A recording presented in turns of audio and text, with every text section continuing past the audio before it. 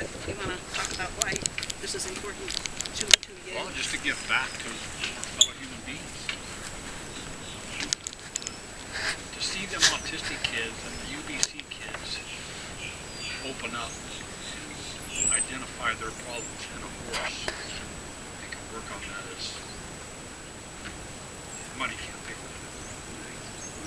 And we're in a fortunate position that we work here in training the horses and so forth. And then we might have programs 2 days a week. Sometimes we had it four days a week where we had different programs. But we try to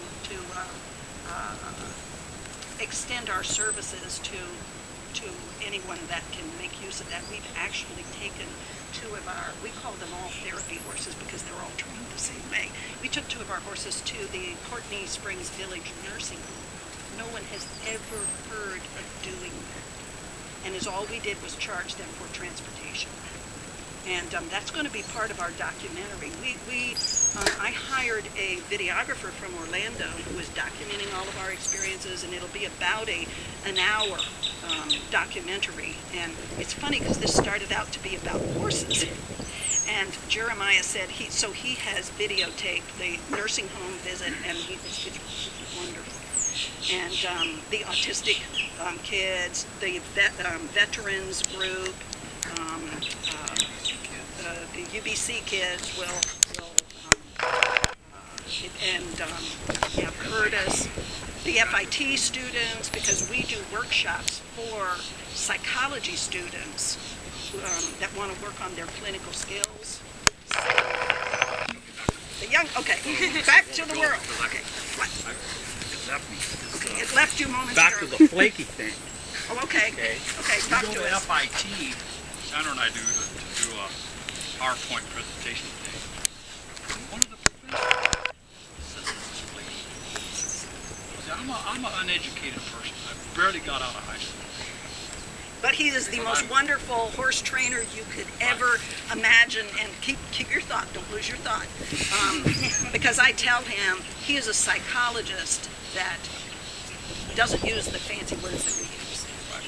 But he uses all of the procedures. Well, you'll see that today. Go ahead before you lose that thought. Because with the FIT workshop, what I saw there was, because I didn't know how this was going to work myself. And this is their doctoral program, graduate student.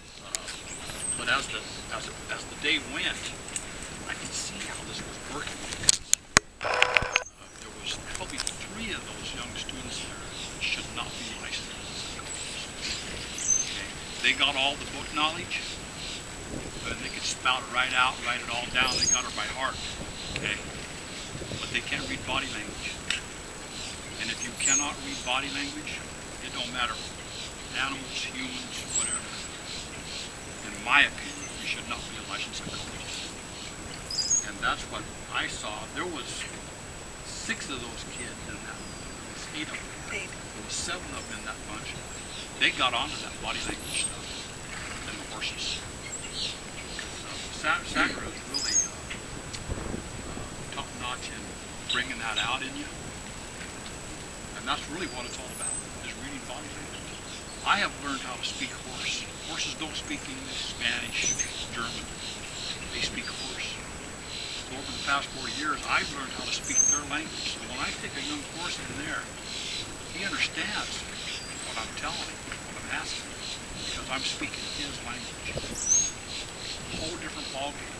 And it's the same way in the horse training. You got people with horse trainers. They ain't got a clue what that horse is telling them or saying to them. They're just going through the motions of what they've been taught mechanically. Very, very good. That addresses the plate. So what he got right, what Dean calls body language, it's of course nonverbal communication. And the biggest part, if you've been exposed to this in some of your classes thus far, the biggest part of communication for humans too is nonverbal. It's the tone of your voice, your body placement, and if you've heard of mirror